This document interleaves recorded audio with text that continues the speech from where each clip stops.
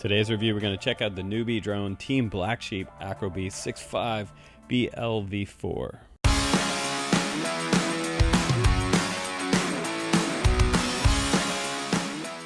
Guys, welcome back to the channel. Thanks for subscribing. Today I have a fun indoor review for you. This is a brand new 65mm whoop from NewBeeDrone. I have the Team Black Sheep version. It goes for around $159.99 on their website. You can check out the link down below in the video description. Today we're going to fly it inside. And I also want to let you know there's two other versions that you can get. If you have Ghost style receivers, you can get for Ghost, Bind and Fly, and you can also get the Express LRS ELRS version on 2.4 from NewBeeDrone as well. It is rocking the BLV4 flight controller. It's an AIO flight controller, and they have a version of that with 2.4 Express LRS built into it as well. That is $100 just for that flight controller ESC setup, which is pretty cool. So let's go ahead and fire it up on a 1S 300 milliamp battery. Then we'll send it, and after we send it, I will let you know what this little drone's all about, and we'll go over the specs, and I'll give you my opinion about it for $159. Let's check it out.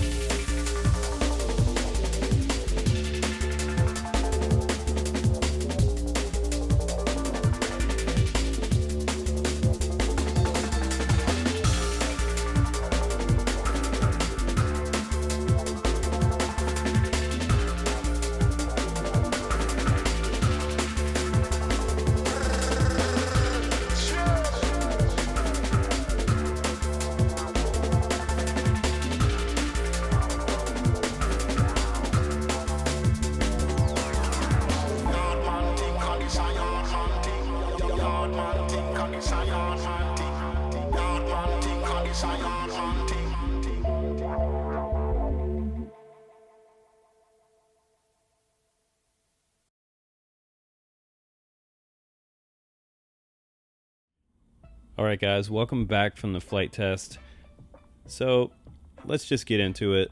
Instability mode with the Betaflight stock tune, it feels pretty good. A 1S 300 milliamp batteries just give me about a minute and a half, and that's probably because my batteries are old as hell. This has a PH 2.0 connector on it, and the drone also comes with one, which is cool. So you can see it has a clear plastic little battery lead going down to the flight controller. And again, this one's running that brand new flight controller. It's the BeeBrain BLV4 with Crossfire built into it, and the VTX is pretty neat that you can control the VTX with smart audio, obviously, and the VTX on this machine will go up to 400 milliwatts. So you can change it from 5 milliwatt to 25 milliwatt for racing, and you can do Smart Max up to 400 milliwatt, which is pretty awesome. And again, this is a 65mm frame. It is the Cockroach 65 brushless frame, and this is the solid black color. I'm not really sure if it comes in other colors, but this is what they sent me. It has a Goober style canopy on here. It's the V1, and that one's also in solid black. And that Goober canopy has 4 bolts holding it down, one up front,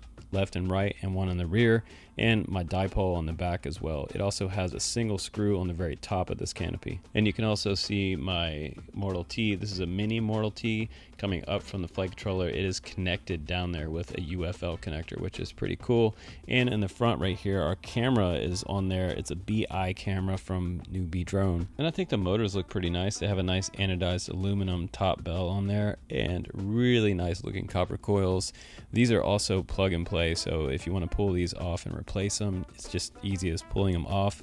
They're also color coded, which is kind of cool. And for the prop configuration, it is a standard right turn rear configuration.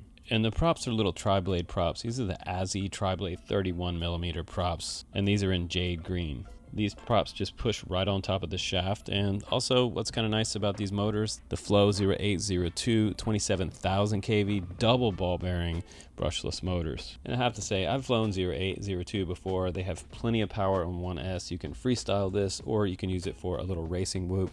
I mean, the performance feels really good and better than whoops in the past, in my opinion. And that's because it's pre-flashed with BlueJ018 target firmware at SH40 at 48 kilohertz. So that really makes the control nice and sweet when you're cruising around the house, even if you're just kind of fun flying with this quad, or if you're really pushing full stick to do some racing. And if you're looking for the bind button is just underneath the back of the canopy on the left hand side. There's a little gold push button.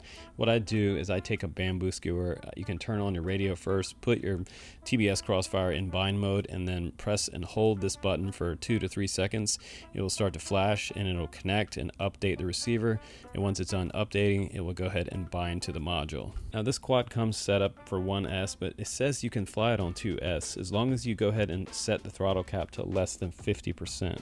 And man, I really wish that NewBeeDrone had sent me the recommended battery. The recommended battery that they want you guys to use is the Nitro Nectar Gold. It's a 300 milliamp battery on 1S, and it has a pH 2.0 connector like we have back here. You could probably also use a converter and convert that over to any other type of battery connector if you want.